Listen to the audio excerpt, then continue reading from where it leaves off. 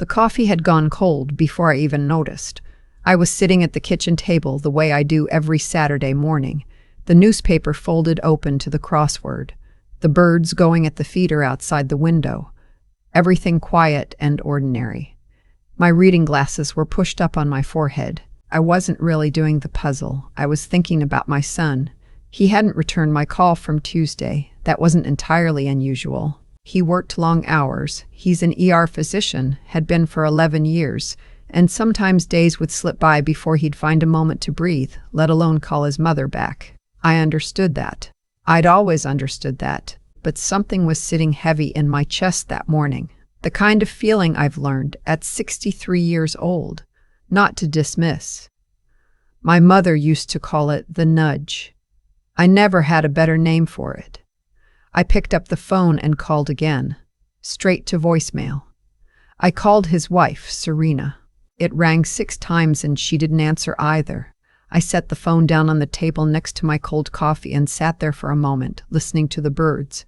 Then I got up, rinsed my mug, went upstairs and started packing a bag. He lived 4 hours away, outside of Columbus. I'd made the drive more times than I could count, though never without calling first. I was raised to believe you didn't show up at someone's home unannounced, not even your own child's. But that morning, something in me had shifted. I didn't call ahead. I just drove. I made it to a street a little after 1 in the afternoon. His car was in the driveway, which struck me as odd for a Saturday. He usually picked up extra shifts on weekends. Serena's SUV was gone. I knocked, then used the spare key he'd given me 2 Christmases ago, the one I'd carried on my keyring ever since, but never actually used.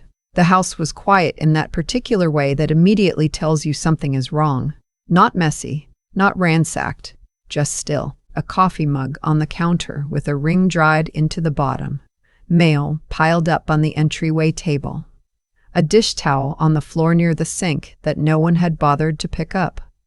I walked through the living room, calling his name. Then I found the note on the refrigerator, held up with a magnet shaped like a pineapple that I'd brought back from a trip to Florida 3 years ago.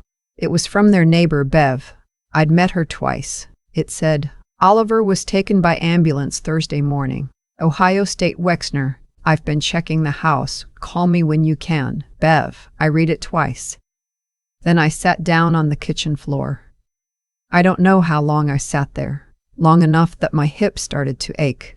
I called Bev. She answered on the second ring, and her voice was so careful and gentle that my stomach dropped all the way through. He collapsed at home, she said. I heard the ambulance. I didn't have your number. I only had Serena's, and she... Bev paused. She asked me to look after the house. Where's Serena? I asked. Another pause. I'm not sure I should be the one to... Bev, I said, please. She left Friday morning, Bev said quietly, with luggage. I saw her put it in the car. She said she had a family emergency out of state. I thanked her. I hung up. I got my bag from the car and drove straight to Ohio State Wexner Medical Center.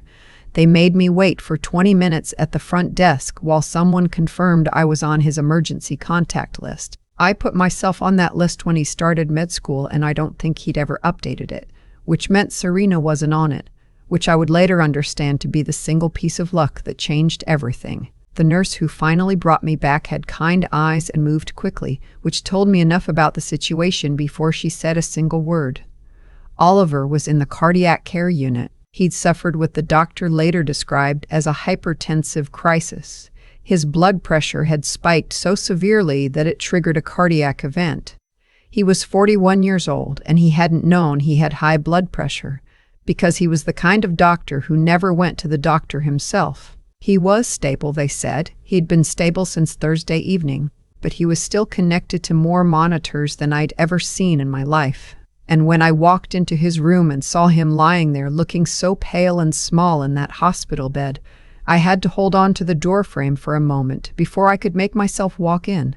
He was asleep. I pulled the chair close and held his hand and didn't speak for a long time. He woke up around 4 o'clock. His eyes found me slowly, the way eyes do when they're working through medication and exhaustion, and for a second I saw pure confusion cross his face, then something else. Relief, I think, mixed with something I couldn't quite name. "Mom," he said. His voice was hoarse. "I'm here," I told him. He looked at the ceiling for a moment. Then he turned his head back toward me and asked the question I'd been dreading since I walked through the door. "Is Serena here?" I kept my face very still. I've had a lot of practice at that over the years, keeping my face still while my mind is moving fast. "Not yet," I said. "Tell me what happened." He told me what he remembered, which wasn't much. He'd been on a rare day off on Thursday, felt off all morning, thought it was fatigue. Then the headache hit. He described it as someone driving a spike behind his left eye, and the next thing he remembered was waking up in the hospital. He didn't know how he'd gotten there. He didn't know who had called for help. It had been Bev. She'd heard a crash through the shared wall and called 911. If she hadn't heard it, or if she'd hesitated, or if she'd assumed it was nothing. I don't let myself finish that thought. I sat with him for another hour, mostly just talking about small things, comfortable things, his sister's new apartment in Portland, whether I was still doing the water aerobics class at the Y on Thursdays, the crossword I'd abandoned that morning. He seemed to relax as we talked, his shoulders dropping away from his ears, his breathing evening out. Then, around 5, his face shifted. "She should be here by now," he said. He wasn't asking me. He was saying it to the ceiling the way you say something when you already know the answer isn't going to be good. "I'm sure she'll call," I said. He looked at me then, really looked at me, and I saw something flicker in his eyes. He knew me well enough to know when I was being careful with my words. "Mom, what do you know?" "I know that you need to rest," I said. "We can talk about the rest later. Tell me now." So I told him what Bev had said. I kept my voice level and I watched his face as I did. He didn't interrupt me. When I finished, he was quiet for a long time. Long enough that a nurse came in to check his monitors and left again. "She knew I collapsed," he said finally. It wasn't a question. "Bev said Serena called her after the ambulance left," I confirmed. "She asked her to watch the house." He closed his eyes. "Okay," he said. "Just that. Okay." I reached over and covered his hand with mine again, and we sat like that for a while, not speaking. I want to be honest here, because I think people can tell when a story is being cleaned up too much. The truth is, I had never fully trusted Serena. I want to be careful how I say this, because I know how mothers-in-law sound when they talk about the women their sons marry. I know the cliches. I had no interest in being that woman.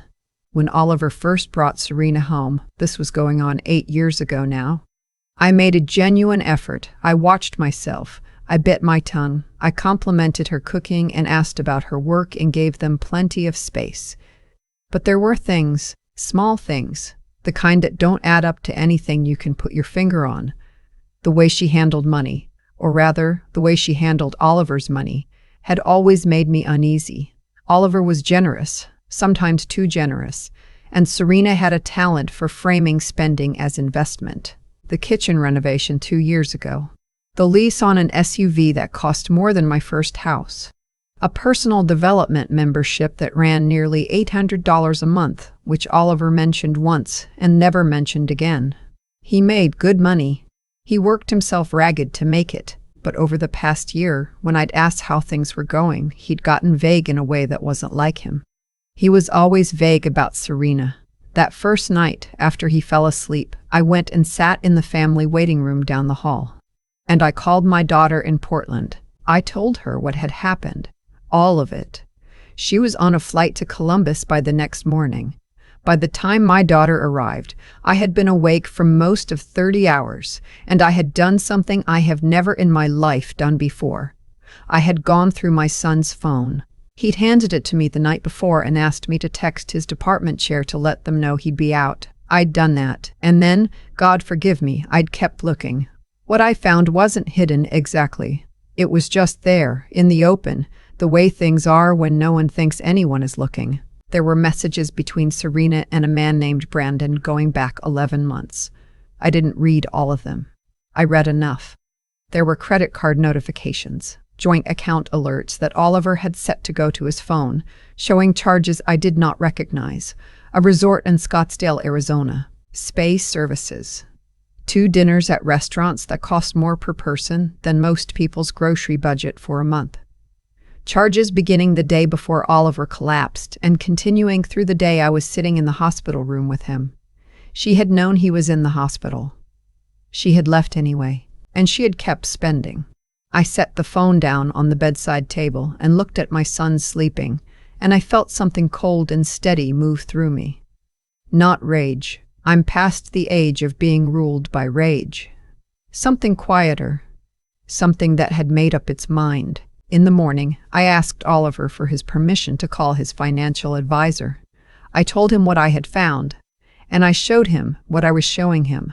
The messages, the charges, and I watched him go very still in that way he has when he is processing something too large to respond to quickly. He stared at the phone for a long time. "She's still using the card," he said. "Yes." He looked up at me. "Can we stop it? That's why I want to call Robert," I said. Robert was his financial advisor, a man Oliver had worked with since his residency. I'd met him twice at holiday gatherings. He was careful and methodical, and exactly what we needed. Oliver nodded. Then he leaned his head back against the pillow and closed his eyes. "Okay, Mom," he said. "Make the call." I stepped into the hallway. Robert answered on the second ring, which, given that it was a Sunday, told me something about the kind of advisor he was. I explained the situation with the precision of someone who had been mentally rehearsing it for the past 2 hours. He asked 2 clarifying questions. Then he said he'd need Oliver to authorize the actions directly, which I understood, and I brought the phone back into the room. Oliver authorized everything. The joint checking account was frozen within the hour. The joint credit card was suspended. Access to the investment accounts, which Serena had apparently been attempting to access for the past 2 days, unsuccessfully, because she wasn't the primary account holder, was formally restricted. I was standing by the window when Oliver's phone began to ring. It was Serena. He looked at me. I looked at him. He let it go to voicemail. It rang again 4 minutes later. Then again. Then there were texts coming in, and I could see from across the room that the tone of them was escalating.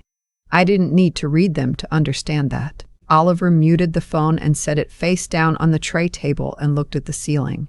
"My daughter's on her way," I told him. Something in his face loosened at that. "Good," he said.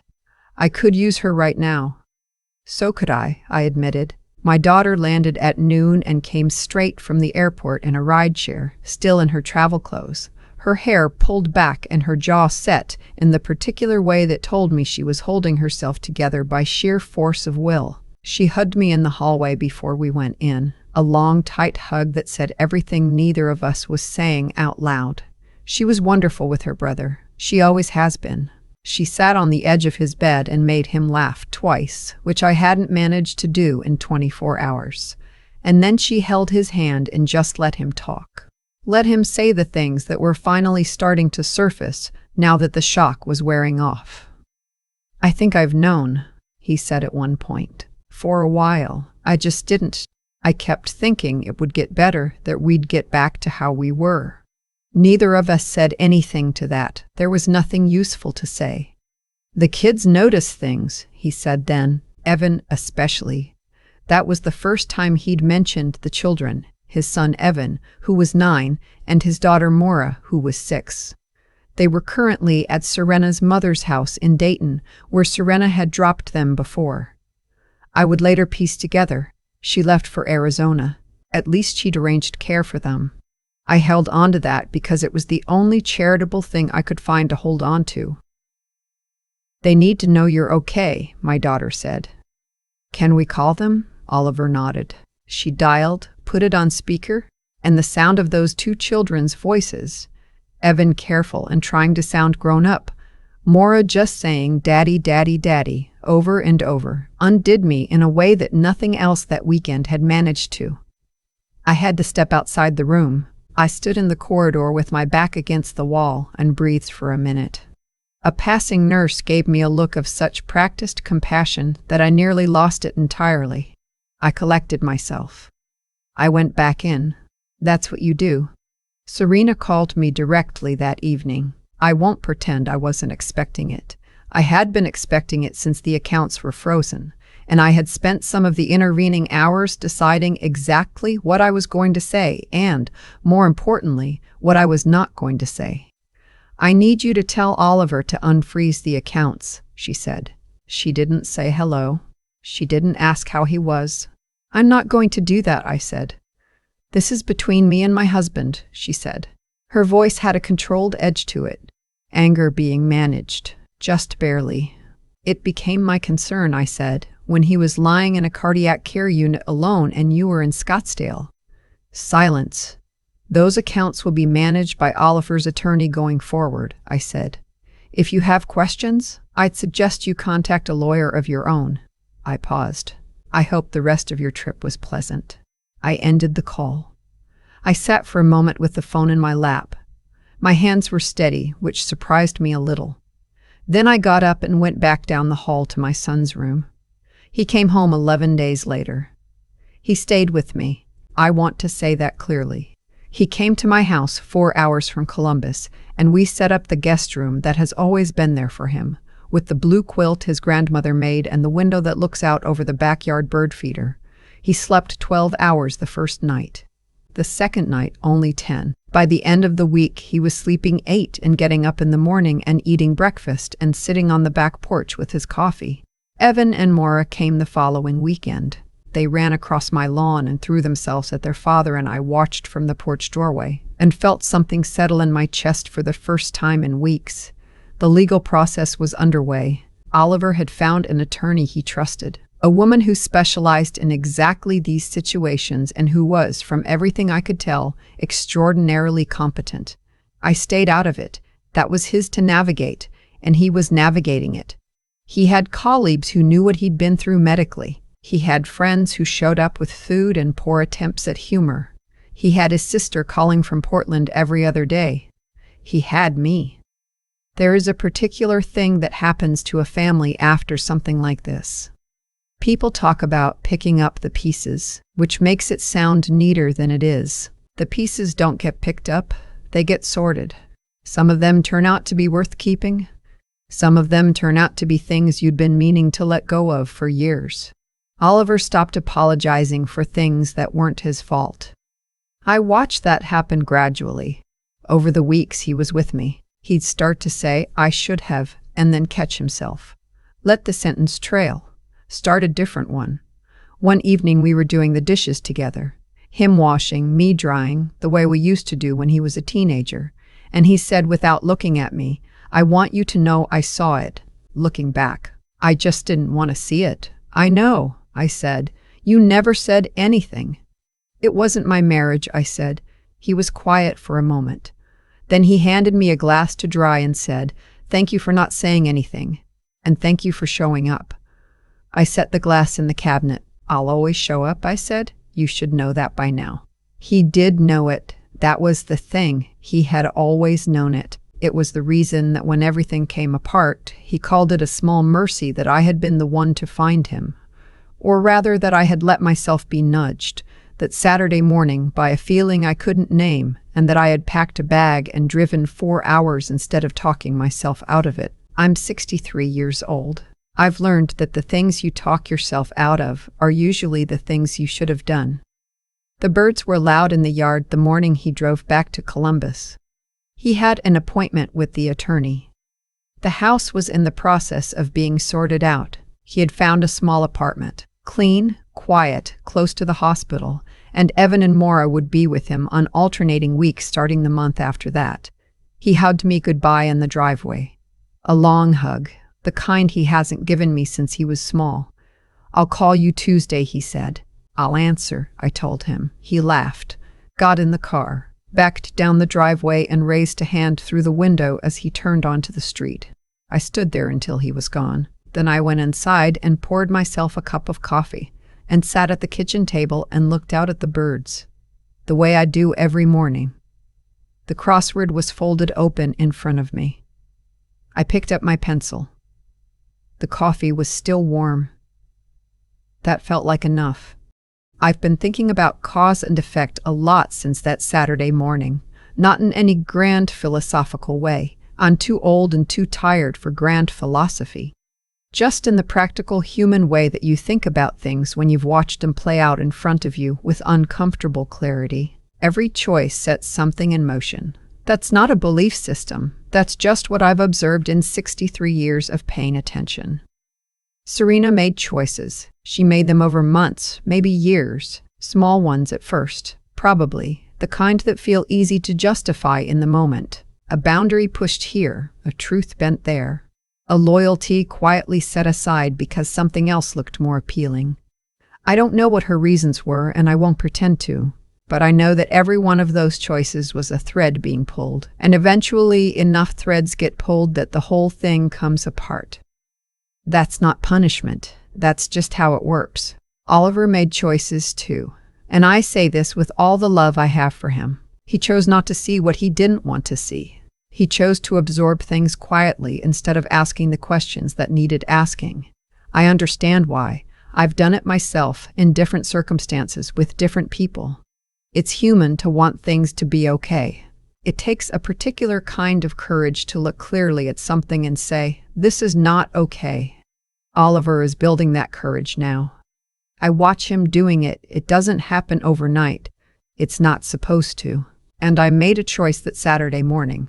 A small one, the kind that seems almost trivial in the telling. When I listened to something I couldn't name and drove 4 hours instead of talking myself out of it.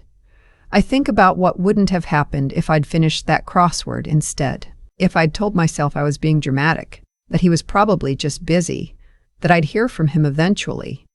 The thought doesn't sit comfortably and I don't let it sit long. I made the choice I made. That's the one that matters. What I've come to believe, and I want to be careful here because I'm not interested in handing anyone a neat lesson wrapped up with a bow, is that integrity is not a single dramatic moment. It's the sum of all the quiet ones. It's who you are when no one is watching, when it would be easy to do something different, when the cost of doing right is real and inconvenient. Serena's choices reflected who she was in those moments. So did mine. So did Oliver's neighbor, Bev, who heard a crash through a wall and called for help without hesitating. Small acts of decency have consequences just as large as the other kind. What I want for Oliver, what I want for my grandchildren, Evan and Maura, is not a life without difficulty. I stopped wanting that a long time ago because I know it's not possible, and I'm not sure it would even be good.